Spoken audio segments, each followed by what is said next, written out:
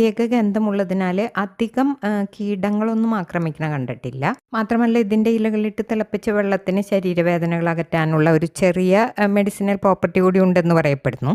അവസാനമായിട്ട് തന്നെ നമ്മൾ ആദ്യം പറഞ്ഞ നൊസ്റ്റാൾജിയ എപ്പോഴും ഒരു സ്വീറ്റ് മെമ്മറീസൊക്കെ ആണെങ്കിലും അതിലൊരു നഷ്ടബോധമുണ്ട് അല്ലേ? പക്ഷേ ഈ ചെടികളുടെ കാര്യത്തിൽ നിങ്ങളൊരു നഷ്ടബോധം വിചാരിക്കേണ്ട. എത്രയോ പുതിയ തരം നിങ്ങൾ ഉദ്ദേശിക്കുന്ന പഴയ ചെടിയുടെ പുതിയ പതിപ്പുകൾ ധാരാളമായിട്ട് വരുന്നുണ്ട്. ഞങ്ങളെ കോൺടാക്റ്റ് ചെയ്യുക. നിങ്ങൾക്ക് ആവശ്യമുള്ള പ്ലാന്റുകൾ ഞങ്ങൾ വീട്ടിലെത്തിക്കുന്നതായിരിക്കും.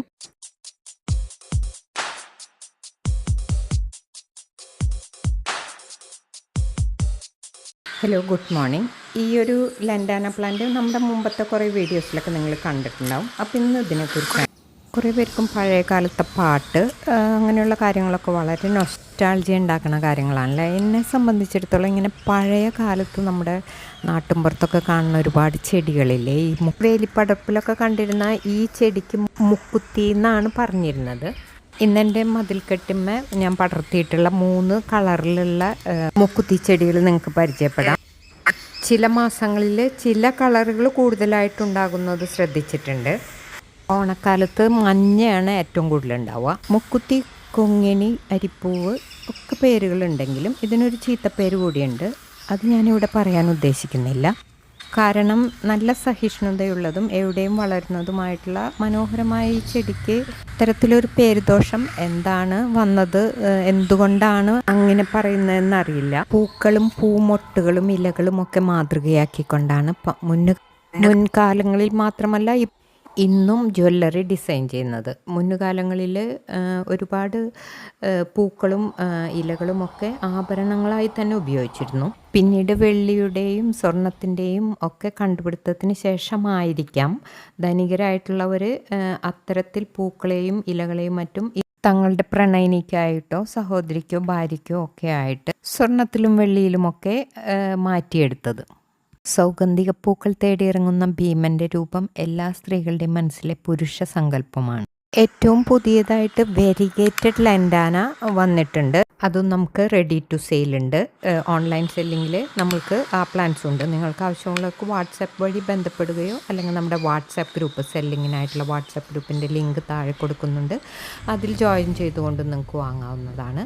20-നും 40-നും ഇടയിലൊക്കെ നഴ്സറികളിൽ നിന്ന് നിങ്ങൾക്ക് നേരിട്ട് വാങ്ങാവുന്നതാണ്. പക്ഷേ ഓൺലൈൻ സെല്ലിങ്ങിലാവുമ്പോൾ ആ റേറ്റിൽ നമുക്ക് സെൻഡ് ചെയ്യാൻ പറ്റില്ല. പക്ഷേ നൈസിസ് മണ്ണുത്തി പ്ലാന്റ്സ് ഓൺലൈൻ ഷോപ്പ് എന്നുള്ള നമ്മുടെ പ്ലാന്റ് സെല്ലിങ്ങിനായിട്ടുള്ള വാട്സാപ്പ് ഗ്രൂപ്പിൽ ചേർന്നുകൊണ്ട് തന്നെ പ്ലാന്റിൻ്റെ സെൻഡിങ് സൈസ്, പ്രൈസ്, വെറൈറ്റി ഇതെല്ലാം നോക്കിക്കൊണ്ട് വാങ്ങാവുന്നതാണ്.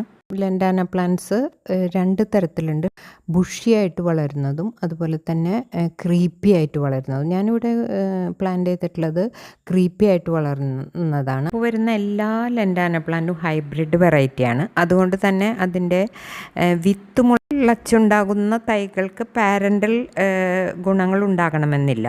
അതുകൊണ്ട് തന്നെ കമ്പ് പ്രൊപ്പഗേറ്റ് ചെയ്തെടുക്കുന്ന രീതിയാണ് കോമൺ ആയിട്ട് നമ്മൾ ഉപയോഗിക്കുന്നത്. നല്ല സൂര്യപ്രകാശം കിട്ടുന്ന കിഴക്കിനഭിമുഖമായിട്ട് 3 കളറ് ലൻഡാന, ക്രീപ്പിംഗ് ലൻഡാന നട്ടു വളർത്തിയിരിക്കുകയാണ് ഇവിടെ. പിന്നെ ഇതിന് ഇമ്പോർട്ടൻ്റ് ആയിട്ടുള്ളത് ട്രിമ്മിങ് ആണ്. നല്ലപോലെ നനച്ച് കൊടുത്ത് അല്ലെങ്കിൽ മഴ പെയ്യുന്നതിൻ്റെ ആരംഭത്തിൽ ട്രിം ചെയ്ത് കൊടുത്താൽ നല്ല ഗ്രീനിഷ് കളറിലുള്ള ലീഫും അതിൽ മഞ്ഞയും വയലറ്റ്, വെള്ള ഇതൊക്കെ മിക്സ് ചെയ്തുള്ള പൂക്കളും കാണാം. നേരത്തെ പറഞ്ഞതുപോലെ തന്നെ ചില മാസങ്ങളിൽ ചില കളറുകൾ പ്രത്യേകം ഉണ്ടാകും എന്നുള്ളത് കൊണ്ട് 3-4 കളർ യൂസ് ചെയ്താൽ എല്ലാ സമയത്തും പൂക്കൾ കാണാം. ഇതിന് ഞാൻ ചെയ്യുന്ന ആകെ കൂടിയുള്ള വളപ്രയോഗം ചാരം.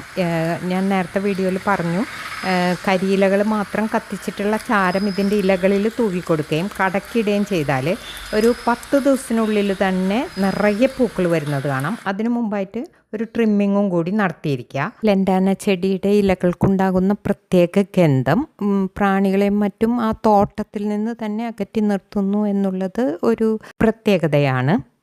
ആൻറ്റി ഫംഗൽ പ്രോപ്പർട്ടീസുള്ള ഈ ചെടിയുടെ നീര് ഉപയോഗിച്ചുകൊണ്ട് തൊലിപ്പുറമേയുള്ള ചൊറിച്ചിൽ, വീക്കം ഇതൊക്കെ മാറ്റാൻ ഉപകരിക്കും എന്ന് പറയപ്പെടുന്നു.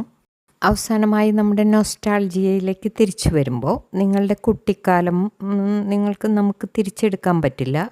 പാസ്റ്റ് ടൈം കഴിഞ്ഞു പോയ സമയത്തെയും തിരിച്ചെടുക്കാൻ പറ്റില്ല. പക്ഷേ നിങ്ങളുടെ നൊസ്റ്റാൾജിയ ഏതെങ്കിലും ചെടിയോടാണെങ്കിൽ അത് ഞങ്ങളോട് പറയൂ. വീഡിയോ ഇഷ്ടപ്പെട്ടാൽ ലൈക്ക് ചെയ്യാനും കമൻറ്റ് ചെയ്യാനും മറക്കരുത്. മറ്റൊരു വീഡിയോയുമായി വീണ്ടും കാണാം. നന്ദി, നമസ്കാരം, താങ്ക് യു.